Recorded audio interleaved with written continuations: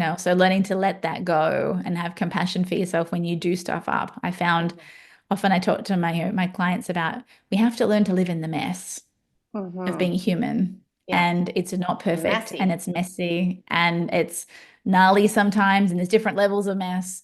But the perfectionist, is trying to protect you from the mess. But the mess is where you find the joy and the fulfillment and the Mm. calm and the peace. Whereas that perfectionist that's ruthless, that can be a tyrant that stops you enjoying anything because you always could have done better Yeah, is not a way really. to live. Even though, there can be, I was a proud perfectionist. I used to say it was one of my strengths and it was a Mm. superpower until I learnt how heavy it can be and how damaging the consequences of being a perfectionist can be.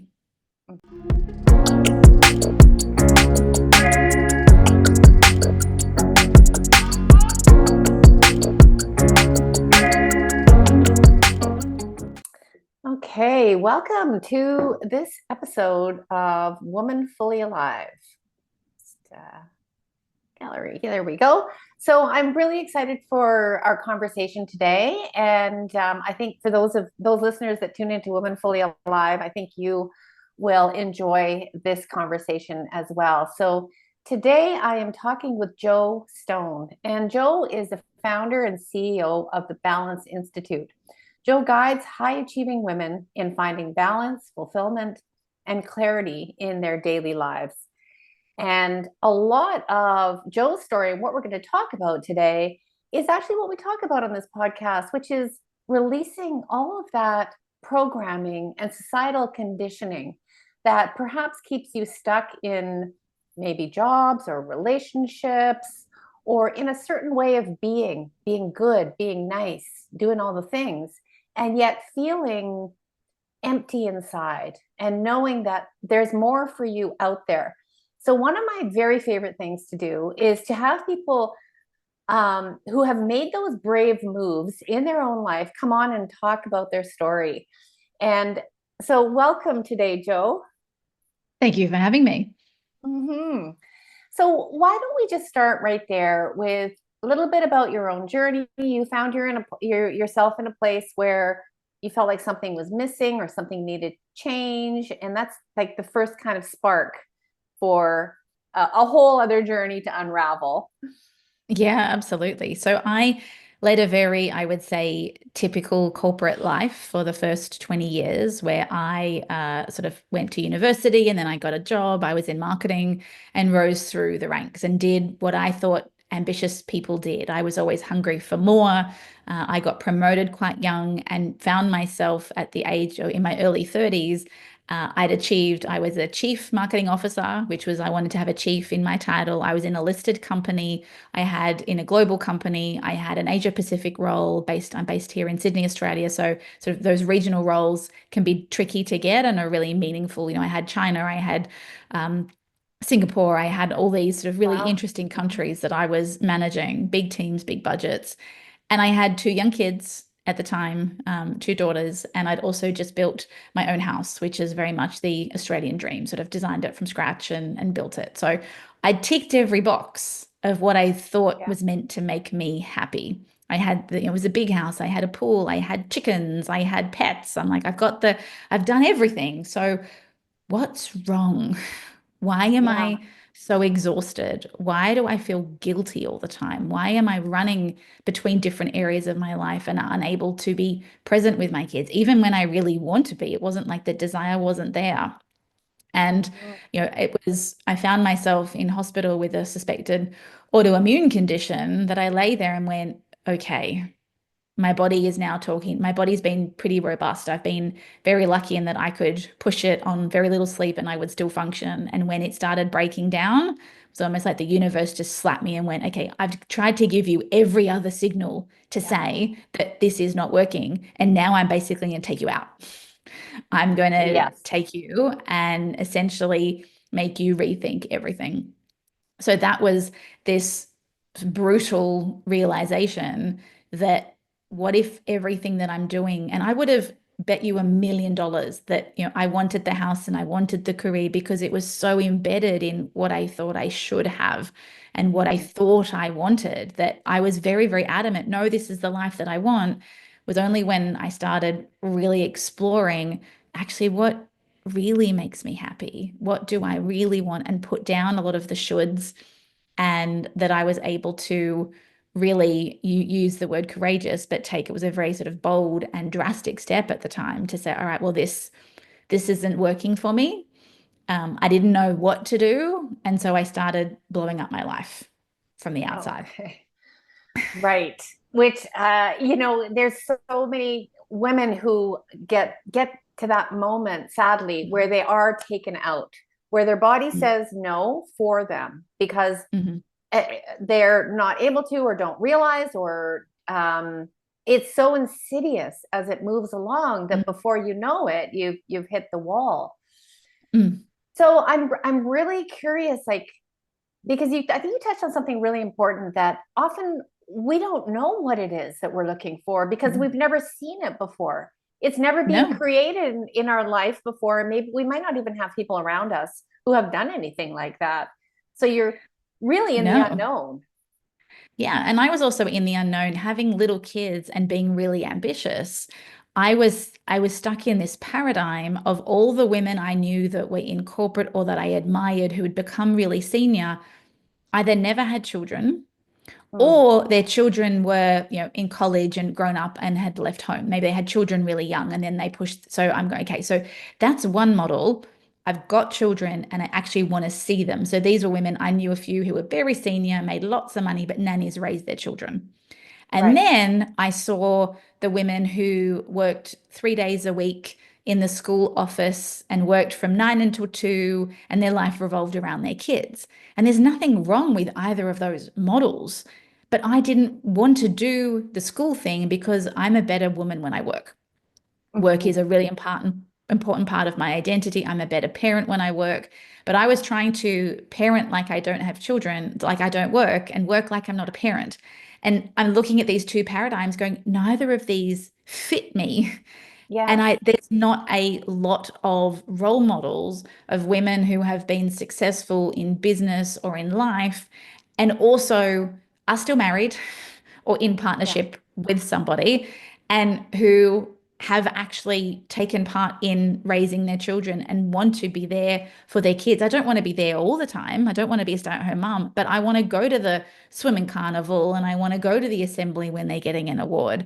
And I want to be there occasionally for pickup to, see them before I go back. So there's this gray area of a paradigm that I didn't know what that was. I didn't know how it looked. And so I was trying to lean really hard into both camps, which just had me feeling torn all the time. I remember Yeah. standing up in front of my board for a really important meeting, and my CEO's just kind of gone like this. And I'm like, what do you mean? And I looked down and I had some like dried cereal on my shoulder, Yes. rice bubble, I think, because I've like picked up, gone to have a hug with the kid before I left and literally ran to get to the office. And I've got like, every mum can read like mushed up food on my, when, a little mouth has gone in here. Yeah. And I'm Yeah. like, well, okay. I didn't know how to be both. And so that was Yeah. part of my journey was, okay, if I can't really find many role models that I know well who have done this, maybe it's my job to go first. Maybe it's my job to build a new paradigm and to find other women who also want to have a career, have that part of them that, they want to reach their potential, they want that intellectual stimulation, but Hmm. also want a personal life, whether that's taking care of elderly parents, whether that's having children of their own, whether that's having hobbies or being, a competitive sports person or people who want to be multi-dimensional instead of sort of singly dimensional. Yes, yes. And I think this is so important because even when, sometimes when we're stuck in that trap, so we might try different things on the external, like, okay, well, I'm going to try one day off a week and then pile all the rest of my work into 4 days. Mm, Or I'm going to get, or I'll get a nanny, or like there's some kind of arrangement that we start to like fiddle around with on the external. But what mm, I'm really curious about is when you were in the hospital or you were going through that time, how did you actually start to turn inwards? Like, what was it that said, okay, I need to start looking inside myself? And mhm. what happened then? Well, it took me a while. So Mm. I did what every high achiever does and goes, right, that's it. I'll change everything outside of me. So I sold, it was, I call it the forever house because we built it with the view to be there for the next 20, 30 years. And after 18 months, we sold it. I went, okay, I had a big mortgage. I had to stay in the big job to make the mortgage payments, and I didn't have any flexibility to leave that job. So we thought, all right, we're going to downsize the house. We moved 10 minutes further away from the city. So house prices were cheaper there, moved suburbs, changed that, got my health better. My husband was going through a lot of challenges at the time from a mental health perspective. I left my job and started doing some consulting work. And it was only after sort of moving into the new house and going, okay, so I've left my job, I'm into the house. It was meant to fix it. What I still feel this way. I still feel so. It was only after changing all of the external, which is where most people go, right? Well, it's the industry or it's my boss or it's the job. I've got to change the thing. And I went, the only thing left that I haven't touched is me.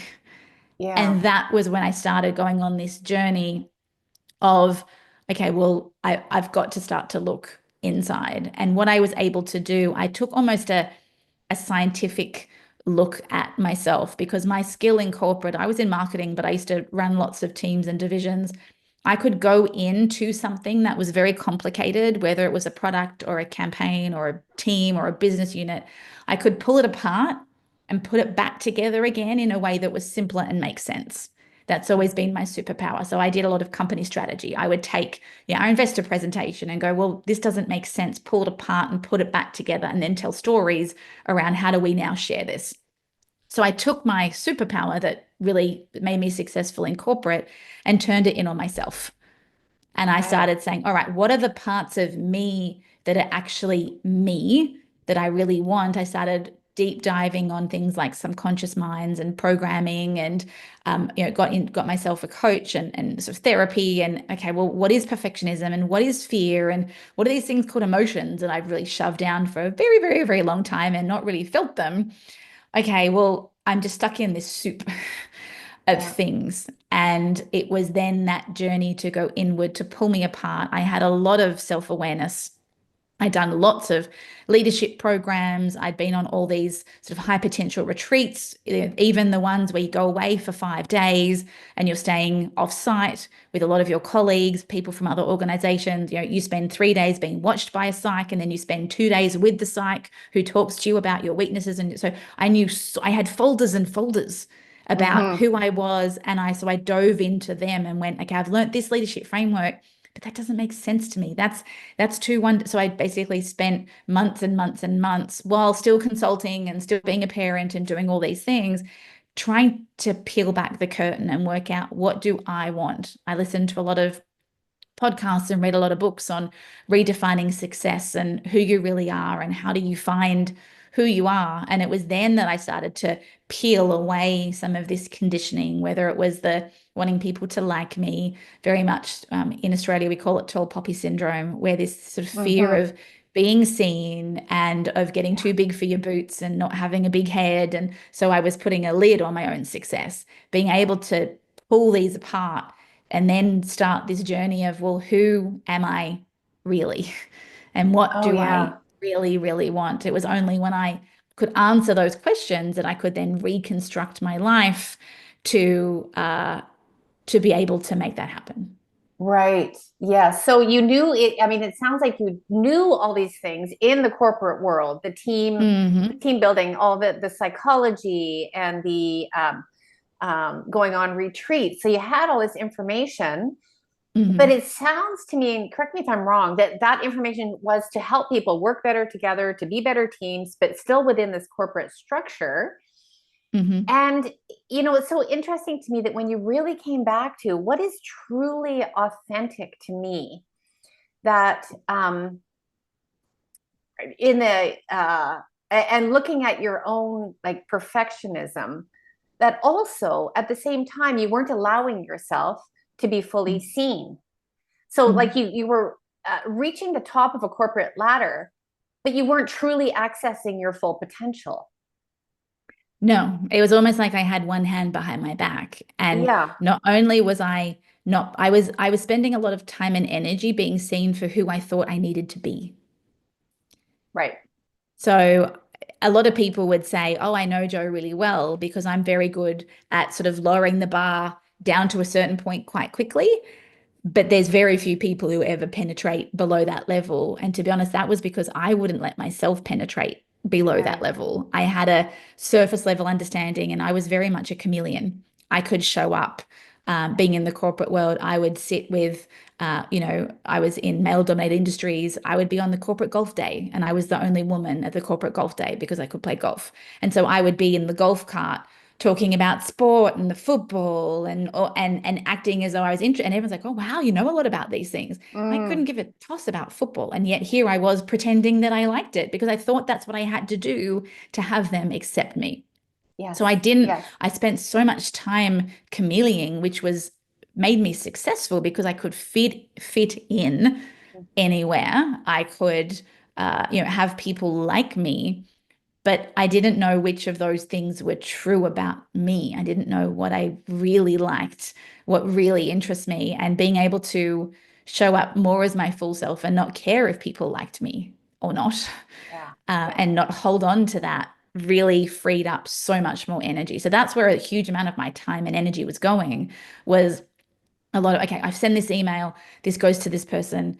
Okay, now they're going to think this and they're going to interpret that. So I'm going to put this word in here, just all this extra stuff that, Exhausting. again, it's exhausting. It's exhausting. Yeah. Yeah. And so I think this is where most women end up in burnout, with Yeah. expending too much energy on things that don't align with them, of trying Hmm. to predict things, trying to be liked, trying to fit in, rather than just finding that freedom of being themselves. Yeah. So in this journey towards authenticity, how did you start to delve into that? You started to become aware of these things called emotions. Yes, yes. I'm just curious where all this guided you to go to. So it started to unlock, I guess you would say, different tools. And I did a lot of, you would call it self-help, whether it was Tony Robbins stuff. I was just devouring anything I could find online about, okay, well, what does this really mean? How do you find out who you are? Reading all kinds of books. I found Joseph Murphy in this time. I found Ray Dalio in this time. Sort of some Tony Robbins stuff. I found some sort of became exposed to the world of manifestation, like your Napoleon Hills and your Eckhart Tolles. And so I just sort of found this whole new world that I Yeah. didn't even know existed. And I found it fascinating. So I dove in. How I learn is I need to understand. I need to understand, where did this conditioning come from? Why is it there? I can't just, some people can just take the advice and go do it. I have to understand, well, why is my brain doing that? And why have I end up, and what from my childhood led me to this? When I have that deep understanding, then when you give me the strategy, I'm like, oh yeah, I got it. I can do that. Right. And many of the women who come to me now are in that, saying they want to understand why, like why have I been doing this to myself? I can see that I'm doing it to myself. I can see the consequences of it. I don't want to be doing this to myself. I know that I'm stuck. I know I'm getting in my own way, and yet I Mm-hmm. can't stop it because Mm-hmm. often they don't know the why and they don't then know the how to get out of it. Right. So is that where you bring in the conditioning? Like this is how we have been Mm, this is how we have been programmed. Like it's not yeah. your fault. It's the world that you were born into. Mm. Is that where Yeah, when that I comes in? learned, yeah, absolutely. When I learned more about sort of high achievers and how, as women, I grew up in the sort of, I was born in 79, so in the sort of, the early 80s as a woman growing up there, it was this really interesting dichotomy of, it was sort of, the 80s of the you can do anything, you can go to the moon, you can do all of this stuff, but still be nice and be kind and don't rock the boat. So we got a lot of mixed messages about, you can do whatever you want, and you can go and wear your big shoulder pads, and you can go and wear your heels and put them on a man's desk. You can do all of that stuff. But there was this, the subconscious programming hadn't stopped. And when I was able to look at my own childhood, on the surface, I had a great childhood. My Mm-hmm. parents are still married after 52 years. And so, and there was no capital T trauma, or there's nothing like that. But yet I grew up in a family that, my achievements would be praised.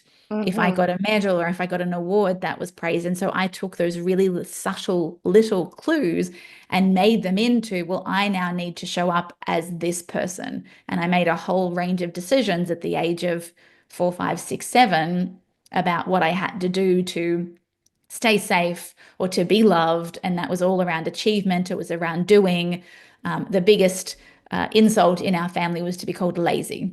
So, Mm-hmm. of all the things, you could never be lazy, which means you could never stop, you could never rest. You always had to be doing something. You always had to be busy because busy people were worthy people. Those lazy people down the road who don't have any money, well, they're just lazy. And so, when I understood all these pieces, to your Mm-hmm. point, I was able to have a lot more compassion for myself because it wasn't my fault. Mm-hmm. I was trying to keep myself safe. I was trying to protect myself. And the moment I could look on a lot of these patterns and then the compensatory behaviors that over time served me for a while, but then as you get older, and particularly when you throw children into the mix and then you start adding on careers, the behavior just morphs and becomes more and more destructive when you stack it all on top of each other. So it Yeah. was then this going, all right, I need to untangle myself, the behaviors, and when you can get down to the root cause of where it came from, I found Mm-hmm. that much easier to go, oh, and see all of these things that I've done, not as part of who I am, but part of the conditioning. So it allowed me to sort of almost let them go like a balloon and go, well, they're not me. They were things that I did to keep me safe. So if I now built my own sense of safety, irrespective of achievement or not, or rest or not, all of these things now just can dissolve because the thing they were standing on is no longer there. Right. And this is the move, isn't it? To be able to move through those difficult emotions when you're not getting all the external validation for what you were doing, and you're shifting and you're changing, and people are going like, I'm not sure if I, am okay with this, or, Mm, getting used to not being liked, and mm, or disappointing other people, or mm, setting boundaries, and all those mm, moves that start to happen as a result of letting go of the external validation and this perfectionism that just pervades women in our culture. That move from the external to the internal compass mm. is the probably I think the biggest journey of a lifetime. Mm. Wow. Yeah, So absolutely. congratulations for making it. Well, I don't think it's ever done. What I Yeah. find now, even I've done a lot of work on myself. I've worked with a lot of coaches, I've worked with a lot of guides, I've tried all kinds of modalities. I consider myself pretty well educated on a lot of things, but I even now still find myself procrastinating or I still find myself wanting to fit in somewhere. I think the difference is I recognize I'm human. These patterns run really, really deep. But what I'm able to do now is I'm able to shorten the suffering. So I'll be doing something. And because I often talk about, to me, one of the greatest gifts as we bring that inner compass, you talk about, bringing it inward, is to almost start living on two levels. One is you become this human having this experience and you're going to get angry and you're going to be Mm-hmm. disappointed and you're going to want to please people, but then you almost have a higher self that gets to witness how you're Mm-hmm. operating. And when you can go, oh, hang on, here comes the perfectionism, or oh, I'm actually not wanting to feel that emotion. Okay, let's rewind the tape. Let's Yeah. actually feel that disappointment. Let's not get up and send another email or go and check the laundry or whatever it is that I'm using to, because my default patterns are to divert to busyness, to divert to my head, Mm-hmm. to find Mm-hmm. something to think about. And when you can start recognizing those patterns, you're like, mm-mm, no, no, no. I Yeah. know that pattern's hardwired, but take a step back, take a breath. Let's do this Yes. differently. So it is this constant journey and building of muscle and practice. So I never profess to be perfect. I'm still Mm-hmm. human. I currently have, a teenager and a tween, so they push all your buttons. So, Yes. I still lose it sometimes, but the suffering that happens, the guilt that happens, and I'm able to bring myself back on track that much faster. Right. Yes. And this is really great for the perfectionists to hear that it's not one and done. It's not, okay, you're moving from here and now you got to get this one right, this way of being right. But No. it's this moment to moment noticing what's happening and choosing to stand back, whereas Mm, you would have jumped into the pattern. And I use the term like having inner boundaries, like that little chat with yourself, that mm, okay, remember what we're doing, like that we're not doing that anymore. Now we're just going to mm, sit and allow the emotion to pass, and mm. then choose from there. And we don't always get it right, and we still lose it sometimes, and there isn't really a perfection along this path. uh, No, no. So learning to let that go and have compassion for yourself when you do stuff up. I found often I talk to my clients about we have to learn to live in the mess of mm-hmm. being human. Yeah, And it's not perfect and messy. it's messy and it's gnarly sometimes and there's different levels of mess. But the perfectionist, is trying to protect you from the mess. But the mess is where you find the joy and the fulfillment and the Mm-hmm. calm and the peace. Whereas that perfectionist that's ruthless, that can be a tyrant that stops you enjoying anything because you always could have done better, Yeah, is not a way truly. to live. Even though, there can be, I was a proud perfectionist. I used to say it was one of my strengths and it was a Mm. superpower until I learnt how heavy it can be and how damaging the consequences of being a perfectionist can be. Mm-hmm. Mm-hmm. So, what for you, was there one particular area that was like the biggest challenge, or something that a moment that you had or something you had a really hard time letting go of? Yeah, I Anything think that comes when to mind as a story? Yeah, well, for me, one of the big moments was when we decided to sell our house. What I had to go through, I almost call it a bit of an ego death of I was very, externally motivated, compared myself to other people, and I felt like I'd made it. I had this big, great new house, and I was selling it, not knowing where I was going to go. I hadn't bought anything else because we I didn't know see. what price we'd get. And so sitting there, I still remember it vividly. Everyone else had gone to bed the night before the auction, so our house was going to be sold the next day. The house is Oh, looking immaculate. So, it's got display furniture in it and everything's looking beautiful. And I'm sitting there, it was a beautiful evening, and I've got all my lights on. I've got my beautiful copper water feature that I've spent hours finding, and 300 plants that I've planted myself in this beautiful garden, just sitting there, bawling my eyes out, grieving, and basically saying to myself, you are stopping the race with the Joneses. Like you are about to downsize your house. Your next house may not be this nice. Are you really willing to give this all up? And it was mm-hmm. this internal battle. I'd worked out that I thought I valued the status and the material things, but what I didn't have at that point was freedom. I felt Mm-hmm. trapped. And I realized that my desire for freedom, and to me, that meant having a lower mortgage so that I could change jobs, that I could find something that was fulfilling for me, Mm-hmm. that was what mattered. And freedom to do more of what I want with my kids when I want and not feel kind of, trapped in whether it was a race with the Joneses or with the mortgage repayments. I had to Yeah. honor that value. And it was almost the death of the old me and the old Mm-hmm. me who wanted to fit in and thought that I was worthy if I had a nice house. It was almost this tectonic shift of I value freedom. Everyone thought I was nuts. My parents staged an intervention. They were like, what are you doing? You've wanted this your entire life. Why are you selling your house? Was a big deal at the Yeah. time. My friends Yeah. were like, "You're not. What are you doing? You've got everything you wanted. Like you're tapping out," because it was Mm-hmm. threatening to them. Like, what do you mean you're tapping out? This we're all aspiring to do this thing. Yes, we're all in this So together. Yeah. we're all striving together. We're all trapped in this hamster wheel together. And I was going, I'm out. I'm out.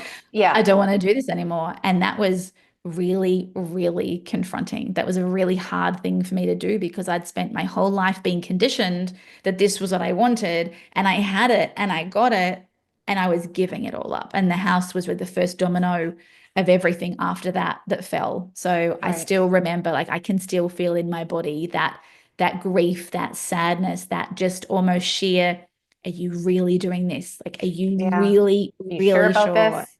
Are you sure about this? And there was just this voice that kept saying, it hurts and it's painful, but you have to keep going. Like, you have to do Okay. this. And I didn't, that was really when my sort of intuition and inner voice started.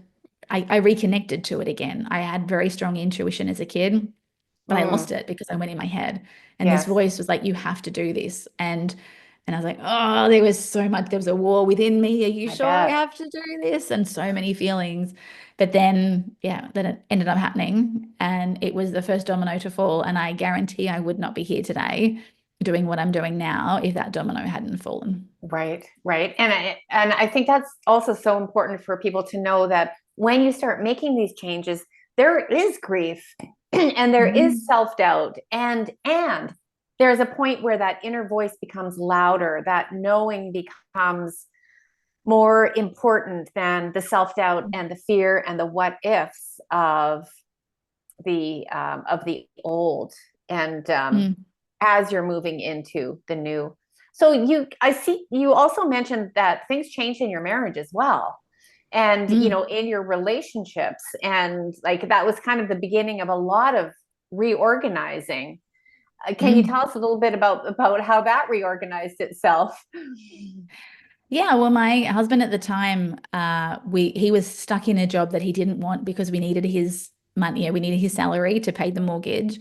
He was struggling a lot with his health, his mental health. His mum Mm, passed away in an accident very suddenly, probably about maybe sort of 3 or 4 years prior to that, and he was still going to counseling, and so he was not in a good place.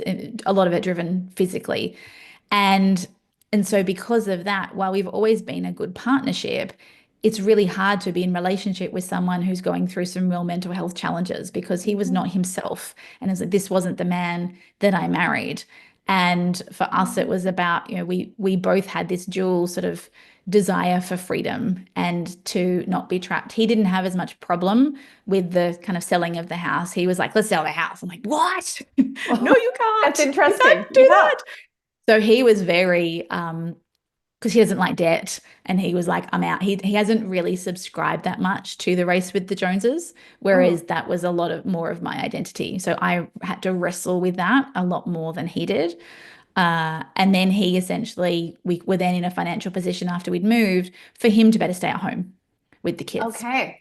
I because I see. then Yeah. took on, that's when I took on, I was in an Asia Pacific role. I was traveling at least once a week domestically. I was routinely going to China. I was going to New Zealand every 2 weeks. So I was doing a lot of travel. And when you've got two little kids, that can Hmm. be really tricky to juggle. So the idea was he was going to take some time off to be with the kids, to get himself better, and to not have that pressure and stress. Oh, yeah. So that So changes all that that too. Yeah. Hmm. yeah, it changed all that. And it was really interesting for us. I mean, this was, when was this? This sort of this was all pre-COVID that all this was happening. We're sort of talking 2015, 2016. And my Hmm. kids had a few health challenges. So, all the appointments and everything else that we had as well. Hmm. Uh, but it was tricky for him to navigate. There weren't still then a lot of dads at home. And so we'd Mm. catch up with our male friends and they would be saying to him, so what are you up to these days? It's like, I'm at home with the kids. They're like, what? Right. Like all the Yeah. time, not just for 3 months. Yeah. There's a whole And so conditioning around that as well. so then there was a lot of conditioning that he had to work through around being a Hmm. provider and what a man does and stepping back, even though he's always been incredibly supportive and very, always pushing me. Ever since we met, I've always out earned him. So he met me knowing that I was going to be up for big things in the world. So I think I kind Hmm. of came with that that sign above my head that said, Right. if you come with her, this is what you're going to get. But he's had to go on his own journey to really find himself. He had a bit of a dark night of the soul pre-COVID and went down all kinds of rabbit holes and had to get all kinds of help to bring him back. So almost we've had to both go on this journey of finding who we are. And then routinely, I say that we just had our 17th wedding anniversary, Oh, but we've been congratulations. married at least 3 times. Right. So Yes. because I say that it's, nothing's ever perfect. And I evolve very quickly. And what tends to happen in our relationship is that there's only so much distance that we can get between us. And then it Hmm. becomes, okay, you've either got to move because I'm not coming back, or this is going to Hmm. break. There's now too much tension in the line. And he's been amazing at sort of then stepping up and moving into his next modality. I mean, he's been doing, we both love kinesiology, is sort of a modality that's resonating with us at the moment. He does kinesiology every fortnight, every 2 weeks. So he's done Okay. a huge amount of inner healing and understanding his Interesting. wounds and his patterns and conditioning. So we've really now almost grown separately as individuals, but has allowed us to grow together in Hmm. authenticity and calling out. behaviors, and he knows a lot about, a lot of my things that have come up from my Hmm. past, and he'll now call me out on it. I'll be doing something and he's like, no, no, no, no, no. Oh, That's I blah blah love blah that. from here. So Yeah. Yeah. he'll call me out on things. So we've now both got this sort of beautiful language of connection and understanding, but we've had to go on our own individual journeys in Hmm. order to become our best selves and bring that best self to the relationship. Thank you for bringing that up because I think that's where a lot of women also become fearful that Mm, if I change, am I going to outgrow my partner? And what then? mm, What if they're not coming along with me? And mhm, this idea, I like how you described, we can only bear so much distance, and then something's gotta, and it doesn't necessarily have to mean that it's over.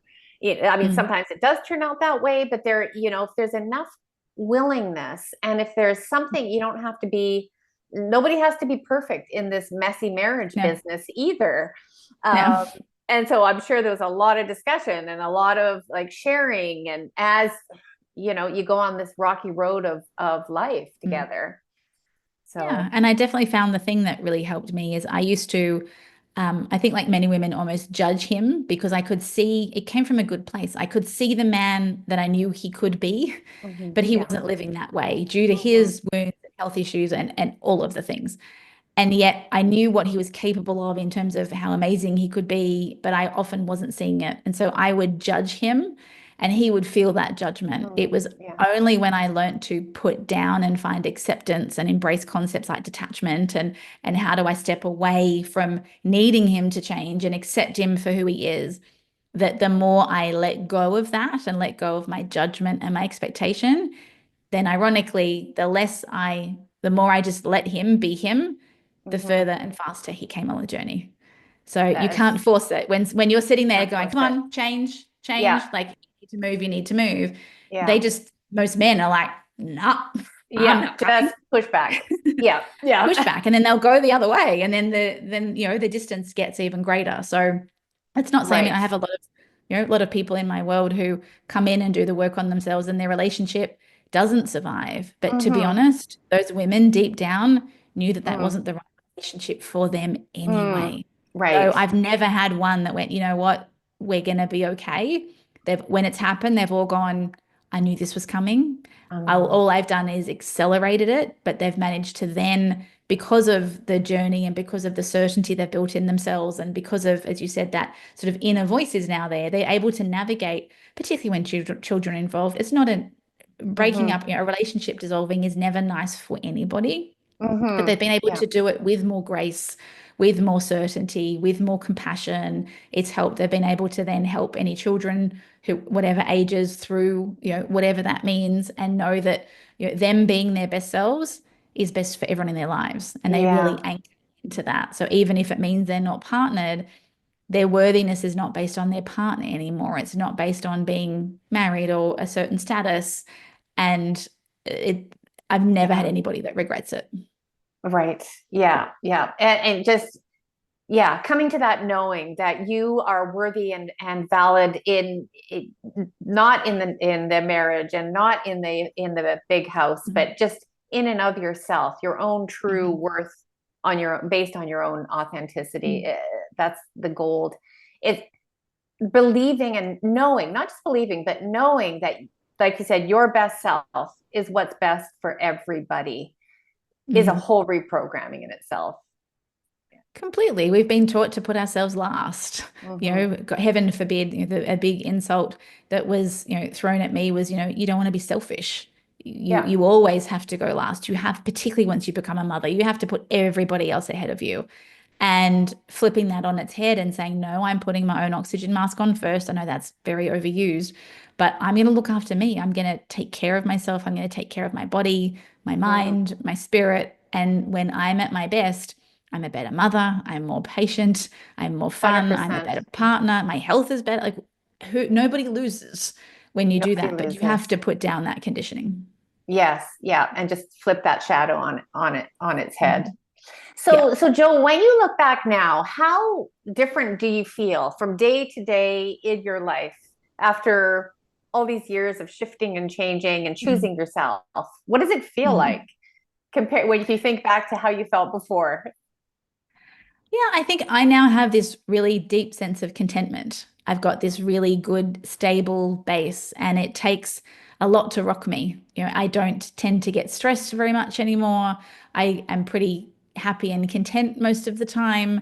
And so it's, yeah, just a completely different way to operate. I certainly don't run as much. I run for fitness, but I'm not exhausted like I used to be. I'm able Okay. to, I'm able to really, if I need to be productive, I know how to do that now. If I need to focus, I know how to do that now. I know how to switch off. So things like boundaries and, being able to disconnect and really step into the fullness of who I am is so much easier than it used to be. Mm, So, yeah, and that yeah. guiding force as well for me, really getting access to that intuition, working out what it is that I should be doing next, or what do I want to be doing next. So much more connected to who I am and what I want, so that then when I make the external changes in my environment to bring that to fruition, whether it's a holiday or a business Mhm. venture, I know what I want. And so therefore, when I get it, it actually feels good instead of feeling empty.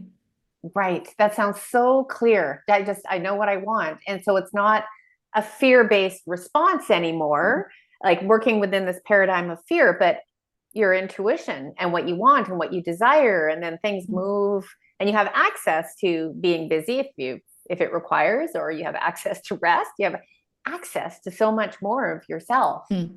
Hmm. So that's Yeah, and beautiful. access to more emotions, and it's like I said, it's a journey that I have to continue to work on because I will forever be impatient and want things to happen faster. So that letting go and allowing, and we all, but the more you get to know yourself, the more you get to laugh at it and go, oh, I'm pushing it again. Right. Okay, I see take a deep me. breath. I know what I'm doing, but I'm not fighting it. I'm able to laugh at myself a lot more now.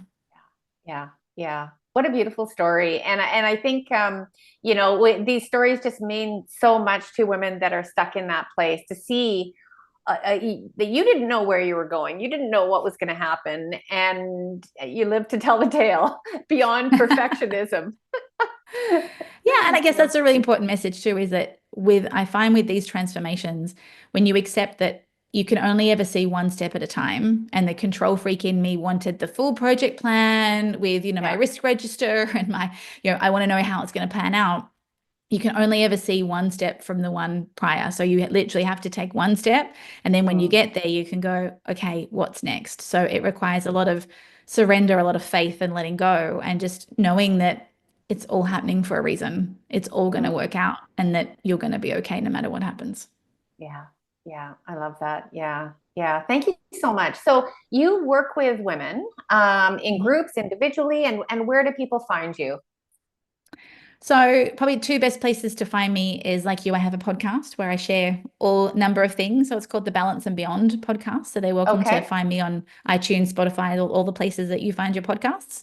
And also my website. So it's balanceinstitute.com. That's where The they'll find a range. balancedinstitute.com. Okay. Yeah, Balance Institute. So they will find, yeah, they'll find free masterclasses and information on my various programs. I have programs at different price points every month. I typically run a free workshop of some Mm, point, and yeah, a chance to come in and see what we do. I think probably if they resonate with you and your world, we both seem to use very similar language and talk about very similar things. So I think it's always hmm. wonderful to have more women out there sharing the story, helping people become more aware of what their options are. And I think we cannot have enough of us out there doing what we're doing because there are so many women that need help.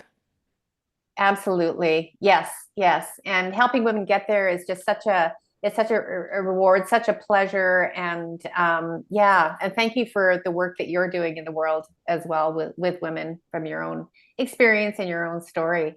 So Yeah. I will make sure to drop all the links below for those people that want to perhaps participate in your next free masterclass and get a sense of your work and check out your offerings.